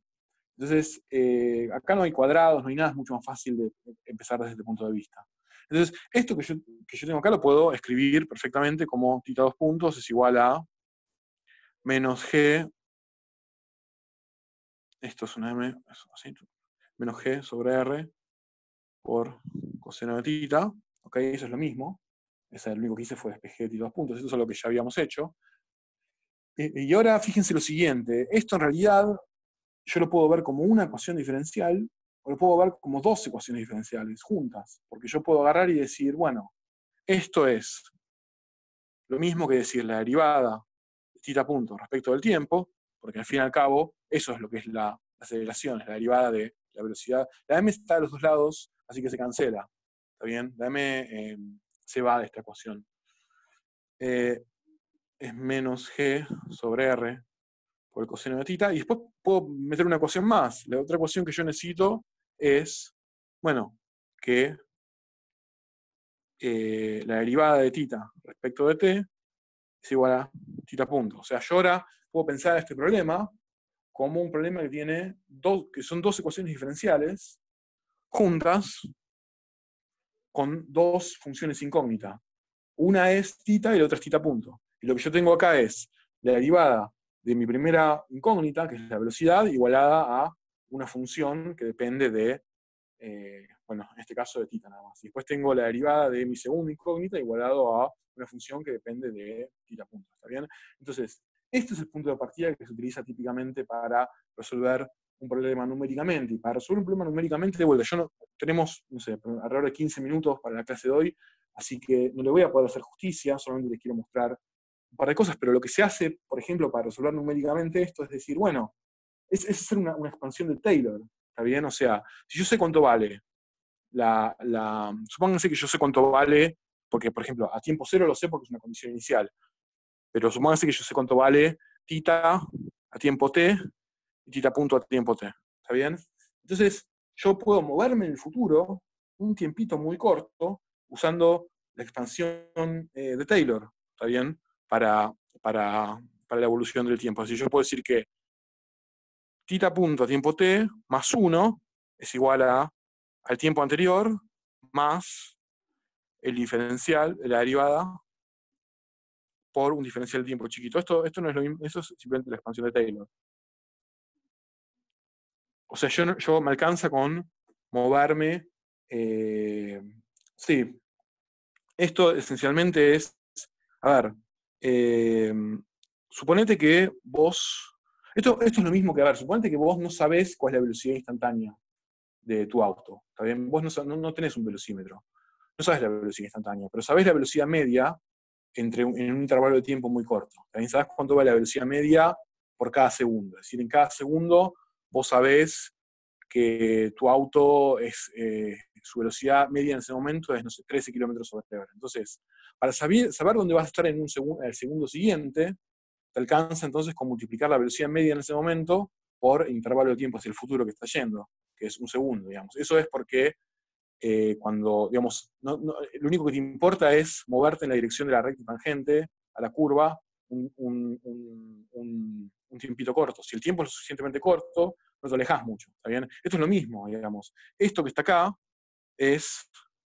si yo sé cuánto va el ángulo θ a tiempo t, y sé también cuánto va la derivada de el ángulo θ a tiempo t, entonces esto no es más que agarrar y decir, bueno, me muevo un cachito por la línea recta, esta que es tangente, este tiempo en la práctica va a ser muy, muy cortito, y eso me va a decir cuánto estoy en el tiempo siguiente. Es el mismo argumento que cuando hablábamos de velocidad media y decíamos, bueno, la velocidad media no es lo mismo que la velocidad instantánea porque está calculada en un tiempo finito, pero me sirve para saber más o menos cuánto va a ser la posición en un tiempo futuro. Digamos, igual nada, esto no va a dar tiempo ahora para explicar con detalle todo, pero yo lo único que quiero decirles es que hay una forma de escribir, si sabemos que el tiempo es muy cortito, aproximar cuánto va a valer en un momento futuro las dos variables, moviéndome en la dirección tangente de la curva. ¿Está bien? Esto es algo que a mí me gustaría dedicarle un poco más de tiempo a explicar, y quizás lo que voy a hacer entonces es aprovechar que puedo grabar una clase y los que tengan ganas, optativa, ¿no? Porque digamos, la idea está de resolver problemas numéricamente, es optativa una materia, pero bueno, nada, tenerla disponible para que ustedes la vean. Ahora, resulta ser que entonces lo que uno puede hacer es, a ver si puedo compartir mi pantalla en mi computadora.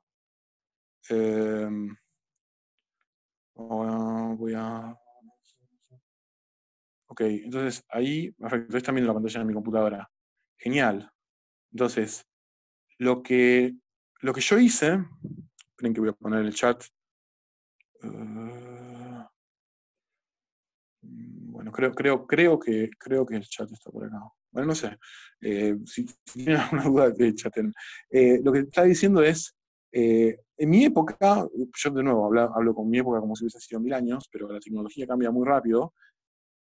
La forma en la cual uno hacía prácticas numéricas era íbamos todos juntos al aula de computadoras del departamento, donde había unas computadoras horrendas del año del pedo, nos sentábamos y escribíamos en ya no me acuerdo qué, probablemente Fortran, un lenguaje de programación que no le interesa a nadie y que solamente sirve para, o sea, es útil para ciertos problemas de física, pero no mucho más, para ciertos problemas numéricos.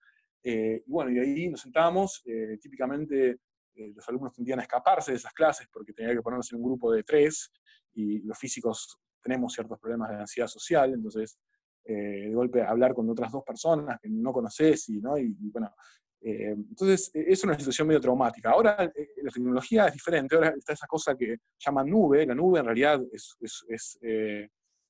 un eufemismo para la computadora de otra persona, típicamente de Google o de Facebook, que no es la nuestra, y uno puede directamente ir y correr código en la nube, que ya está preparado todo para funcionar, ustedes dándole play. No tienen que instalar nada en su computadora, no tienen ni siquiera que preocuparse por cuál es el código. Entonces, esto que les estoy mostrando acá se llama Google Colab. Google Colab, parece que yo trabajo para Google porque me entusiasma mucho, pero Google Colab esencialmente es algo que yo les voy a dar un link, lo voy a poner en el campus virtual, lo voy a mandar al mail para lo que les interese. Entonces Google Colab, esencialmente, ustedes con ese link entran a lo que se llama el blog de notas.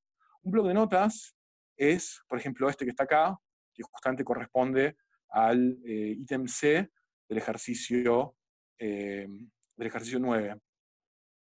Entonces, en el blog de notas se mezcla texto y se mezclan imágenes que yo escribí como para que más o menos contextualicen qué es lo que está pasando, con código de Python. Python es, hoy por hoy, el lenguaje de programación más difundido, digamos. Típicamente, si programan en Python, básicamente, salvo ciertas aplicaciones que requieren algún lenguaje de programación muy específico, más o menos se las van a ingeniar para hacer todo lo que hay que hacer. Entonces, yo lo que estoy diciendo acá es, bueno, estoy poniendo un screenshot del problema. Entonces, todo el código que está acá, que está comentado, que yo es código de Python. Y con este código lo que yo hago es resolver numéricamente, que de nuevo eso es lo que no tengo tiempo de explicar ahora, las ecuaciones diferenciales, la ecuación diferencial esa con el coseno de tita y tita 2 puntos. Pero no importa, porque ustedes vienen, leen esto, leen este texto que está acá, y entonces cuando ustedes aprietan este play al lado del código, que es un código que yo escribí, que ustedes no necesariamente tienen que tocarlo, digamos, no tienen ni siquiera que entenderlo.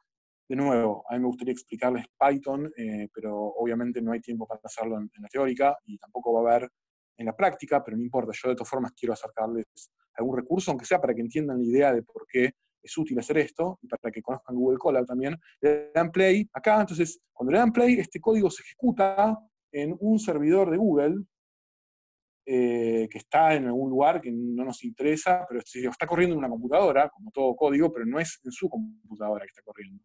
Entonces, lo que hace este código básicamente es resolver las ecuaciones diferenciales y plotear, o sea, graficar como función del tiempo, cuánto valen algunas cantidades de interés para el problema.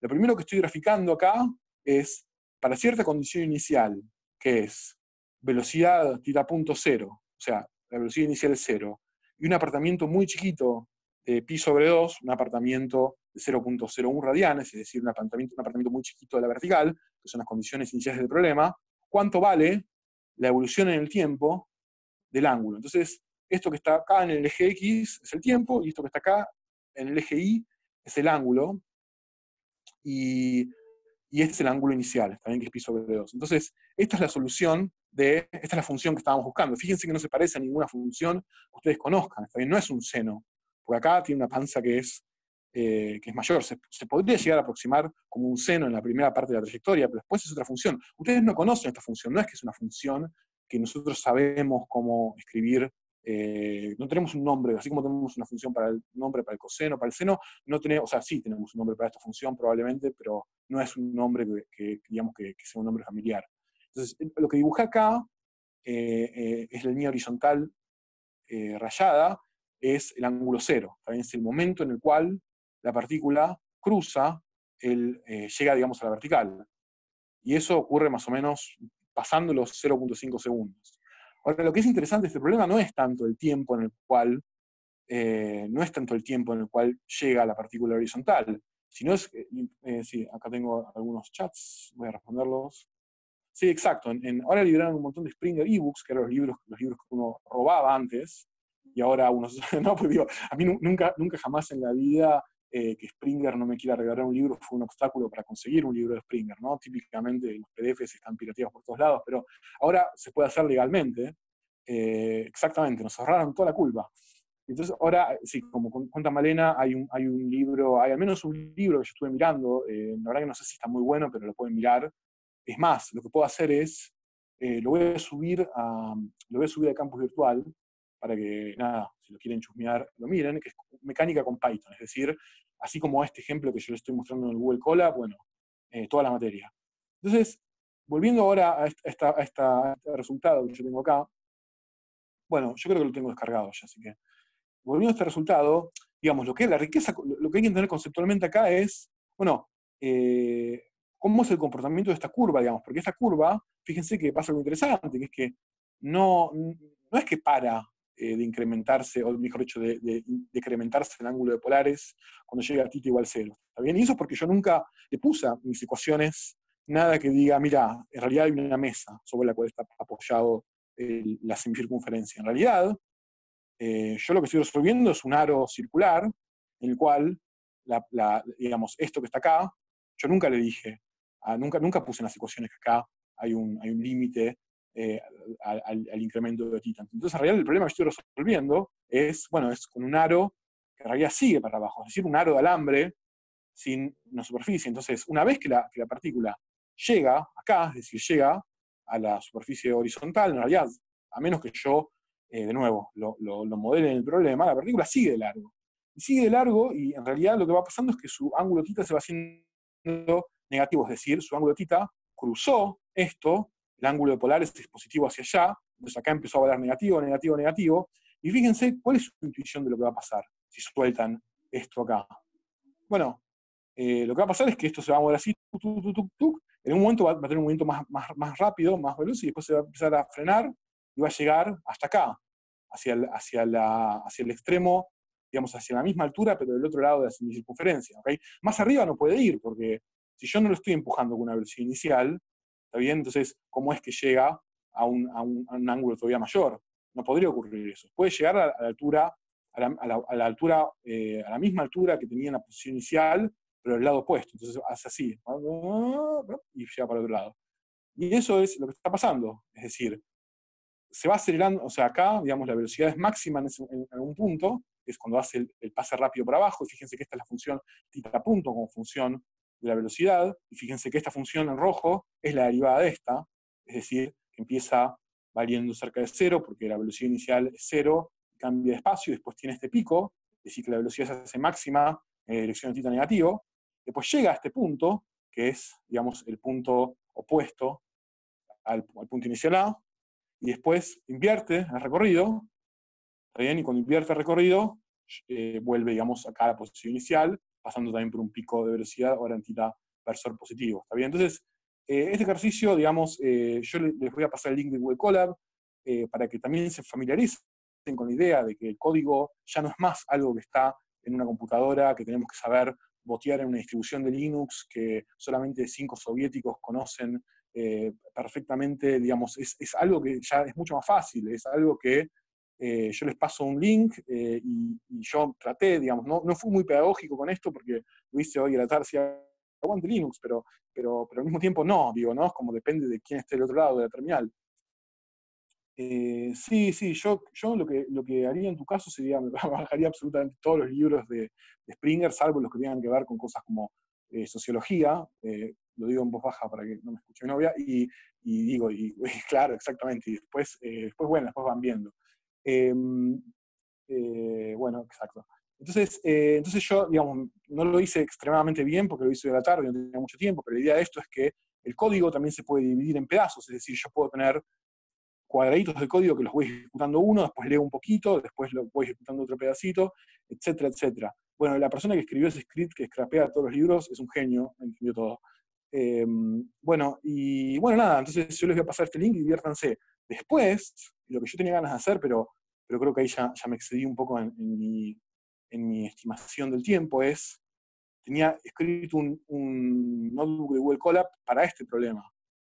Es un problema que es bastante más... este es el problema, digamos, que digamos, es el problema prototipo de Física 1. Digamos, acá están absolutamente todos los conceptos que tienen que ser de Física 1 están en este problema, de la masita que gira alrededor de un agujero donde se mete una soga y una masa cuelga. Acá está absolutamente todo. Si entienden este problema, entendieron Física 1, digamos, ya se pueden ir a su casa. Pero no lo van a entender tan fácil, porque justamente es complicado.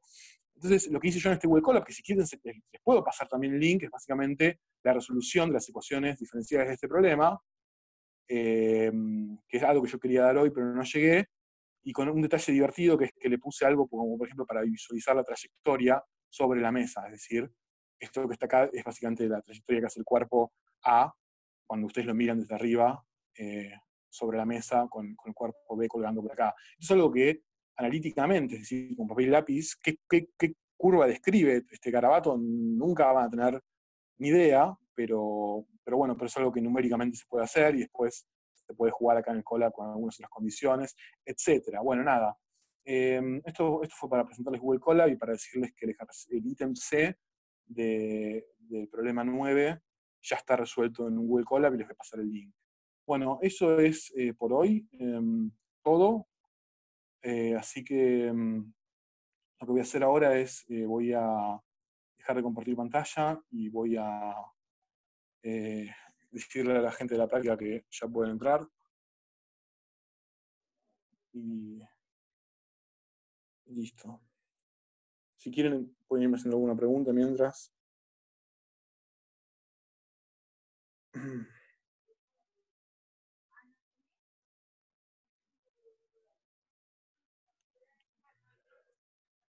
¿No es un círculo perfecto una mesa? No, no es un círculo perfecto. O sea, hay una condición súper, digamos, si cumplen las dos masas y la velocidad, cierta condición, pero no tienen por qué cumplirla, sí va a ser un movimiento circular. Pero en el caso más general, no. Es decir, la masa de abajo, dependiendo de vuelta de cuál es la velocidad angular inicial y las masas, la masa de abajo va a tender a bajar. A medida que la masa de abajo baje, la velocidad angular se va haciendo cada vez más alta, entonces la fuerza centrípeta se va haciendo cada vez mayor, entonces la tensión de las sogas cada vez mayor y la masa abajo vuelve a subir. Es como una competencia entre la gravedad y la tensión de la soga para la masa que está abajo, de forma tal que si la tensión de la soga, que es la que suministra la fuerza centrípeta, la que está arriba, es muy grande, porque yo necesito que esa fuerza centrípeta sea lo suficientemente grande porque la velocidad angular aumentó mucho, entonces la masa B vuelve a subir, pero en realidad, en el caso más general, no es un círculo perfecto en la mesa. No ven nada porque no está ocurriendo nada, es decir, yo tengo mi celular acá y estoy esperando, Diego y la gente de la práctica me dijeron que entran en 3 minutos, así que si yo me voy, es una anarquía, no hay más host, entonces no puedo hacer anfitrión, y bueno, entonces yo tengo que esperar a que entre. Así que nada, si quieren preguntar cosas, de lo que sea, voy a parar de grabar en caso de que me hagan alguna pregunta muy personal y no quiero que